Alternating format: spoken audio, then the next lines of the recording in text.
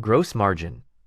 Gross margin tells us the percentage of revenue that remains after subtracting the cost of goods sold.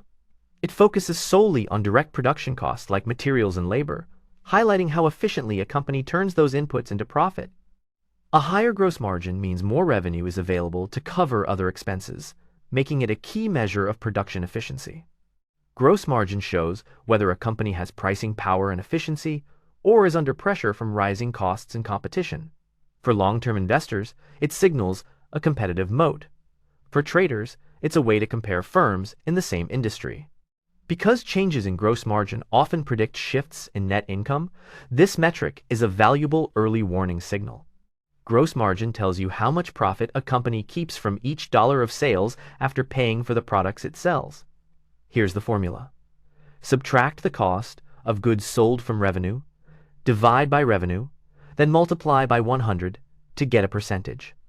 For example, two retailers each earn $100 million in revenue, but retailer A spends $60 million on goods, leaving a 40% margin, while retailer B spends just $35 million, achieving a 65% margin.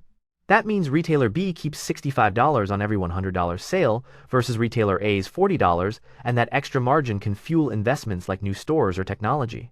To use gross margin effectively, track your quarterly trends. Steady gains point to improving efficiency. Always compare your margin to industry benchmarks, like software at 60 to 80% versus grocery at just 1 to 4%. Remember, high margins often mean stronger free cash flow, and when combined with rising revenue and stable margins, you've found a recipe for scalable success. When reviewing gross margin, avoid confusing it with net margin, since these two metrics exclude very different costs. Also, don't ignore industry norms. What's strong for a supermarket could be weak for a luxury brand. Finally, be cautious of accounting changes that can artificially alter cost of goods sold, and remember that competition often pushes margins down over time.